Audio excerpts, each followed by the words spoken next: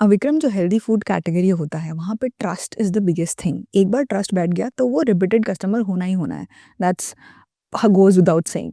तो ये ट्रस्ट कैसे बिल्ड करें? ट्रस्ट सिर्फ हेल्दी कैटेगरी के लिए नहीं है, हर बिजनेस के लिए। द मोमेंट आपने अपने कस्टमर्स का ट्रस्ट विन कर लिया, आपका बिजनेस सेट हो गया। और ट्रस्ट के लिए आज के डेट में हमने जो अपने लिए जो समझा कि कम्युनिकेशन सिंपल और क्लियर रखो। आपके जो भी इंग्रेडिएंट्स हैं, आपने कस्टमर को बता दो। जिसमें नो एडेड शुगर है, नो एडेड शुगर, जिसमें शुगर है, वो शुगर उसमें आप बता दो। कस्टमर को आप जितना लेयर करके बताओगे ना, वो उतना कंफ्यूज होगा। जितना वो कंफ्यूज होगा, उतना देर उसको लगेगा ट्रस्ट जमाने में। अगर आपको ट्रस्ट जमाना है, आप अपनी कम्युनिकेशन को एकदम सिंपल और एकदम क्लियर बताइए। अपने आप आपको आपका जो सेट ऑफ कस्टमर है, वो अपने आप आपके पास आ जाएगा। सो हमारे लिए communication should be simple and clear and very honest hmm. About your communication. तो आपके जितने भी मेन्यू में जितने भी आइटम्स हैं, एवरीथिंग इज़ प्रीटी ट्रांसपेरेंट कि क्या एग्ज़ैक्टली जाता है? एग्जैक्टली मतलब उसके अंदर में आपको शायद ये लगेगा सिर्फ इतना ही है क्या, हुँ। और तो कुछ नहीं। तो हमें तो जैसे हम अपने सिंगल फ्रूट जूस में ना वहाँ पे अब फिर हमने क्या किया, ऑरेंज जूस है, सिर्फ ऑरेंज है, तो मैं उसमें इंग्रेडिएंट क्या लिखूँ? तो बहुत जन पूछते थे इसमें और कुछ है क्या? हुँ। तो हमने मेनू में फिर ये लिखवाना चालू कर दिया, orange and nothing, so that it is very clear. हुँ, हुँ, हुँ। अब जैसे क्या होता है कि हम जूस में कोई भी एडेड शुगर नहीं डालते, हुँ। तो उसमें हमने कहीं नहीं लिखा। तो अब हम शेक्स में जो हमें लगता है कि वो एक एकदम अलग टीजी है, एक अलग कस्टमर है, वहाँ पे हम शुगर यूज़ करते हैं, एडेड शुगर। तो उसमें हम नीचे लिख देते हैं बकायदा, वी यूज़ एडेड शुगर, तो कस्टमर को पता है। तो द मोमेंट आपने अपनी चीज़ों को क्लियर कर दिया, सो अपने आप ही कस्टमर पढ़ रहा है, समझ रहा है, उसके हिसाब से वो ऑर्डर कर रहा है। तो ही कैन नेवर थिंक अरे आपने तो बताया ही नहीं। उसको कभी भी ना ये फील नहीं होना चाहिए कि वो चीटेड है, कि उसको आप उसको स्मार्ट भी आप प्लेस करोगे तो किसी को भी ना अच्छा नहीं लगता। आप उसको बोल दो, आपको जो भी करना है आप उसको बोल के कर लो। द मोमेंट आप उसको ये फील कराओगे ना कि आपने उसको स्मार्टली ये चीज़ दी है, नो वन लाइक्स इट। जभी भी एज़ अ कंज़्यूमर हम लोग सोचते हैं फ्रूट, सैलेड, फ्रेश चीज़ों के बारे में, कि ये बिज़नेस के बारे में सोचते हैं, सबसे पहला चीज़ जो दिमाग में आता है वो यही आता है कि यहाँ पे शेल्फ लाइफ बहुत कम है। इट इज़ वेरी डिफ़िकल्ट कि आप वो फल सड़ने लग जाएगा, वेरी कॉमन चीज़।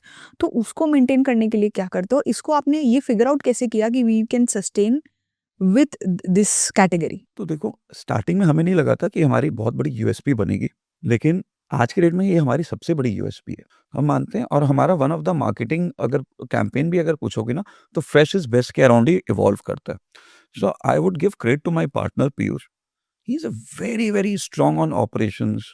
वो चीज़ों को बहुत माइन्यूटली, बहुत सही तरह से इन सब चीज़ों को समझता है। जिस तरह से उसने ऑपरेशंस को पूरा स्ट्रीमलाइन किया है ना, आई वुड से कि ये हमारे पूरे बिजनेस का ये स्पाइन है। तो हमने जिस तरह से अपनी पूरी सप्लाई चेन मैनेजमेंट को मैनेज किया, ही इज़ वेरी पर्टिकुलर कि कौन से प्रोडक्ट को किस तरह से रखना है हमें। इसके अलावा हम अपने सेंट्रल किचन और जो स्टोर किचन है, दोनों अपने प्रोडक्ट्स को हम every second to third day replenish करते हैं। सो हम कैसे ये क्लेम कर सकें कि जो आपके घर पे जो प्रोडक्ट है, हम उससे बेटर दे रहे हैं। उसका लॉजिक क्या है कि आज अपने घर पे सपोज करो 3 जन की या 5 जन की जॉइंट फैमिली है। किसी को आज एक जूस पीना, किसी को आज एक सैलेड खाना है, किसी को कुछ खाना है। आप इतने सारे इंग्रीडिएंट्स ला करके आप आधा पीस, 1 पीस तो ला नहीं पाओगे। तो आप जब इतने सारे इंग्रीडिएंट लाओगे, तो आज तो आपने कर लिया, सेकंड आइदर वो वेस्ट होगा या थर्ड डे तक वो स्टेल हो जाएगा। तो हम ये बोलते हैं कि आपको ये करने की ज़रूरत नहीं है, क्योंकि अब हम क्या कर रहे हैं बैक एंड पे, हमारे पास में आज के डेट में हमारी पूरी की पूरी एसओपी हमें ये बता देती है कि हमारा क्या कंज़म्पशन रहेगा। हम उसी के अराउंड अपना सारा प्ले करते हैं।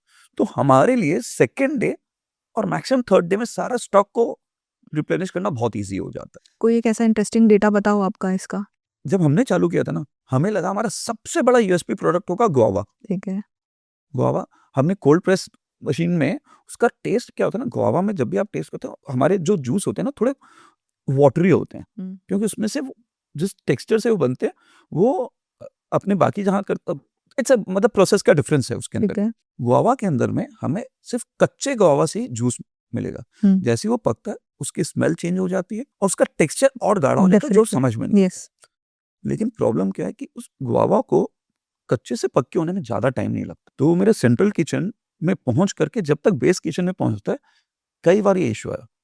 तो ये एग्ज़ाम्पल इसलिए दे रहा हूँ, हमने गुआवा ही बंद कर दिया। So coming from a point, जो मेरा यूएसपी बनने वाला था, मैं जिस प्रोडक्ट को लेकर के चालू कर रहा हूँ कि मैं इसको यूएसपी, इसको मैं अपना सबसे स्टार चाइल्ड बनाऊँगा, हुँ।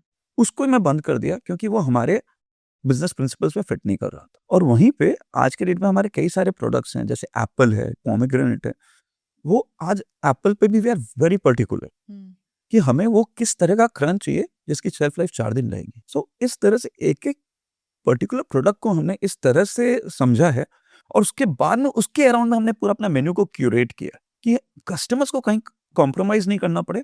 वो फर्स्ट बाइट में उनको वो क्रंच और उनको वो फ्रेशनेस फ़ील होनी चाहिए।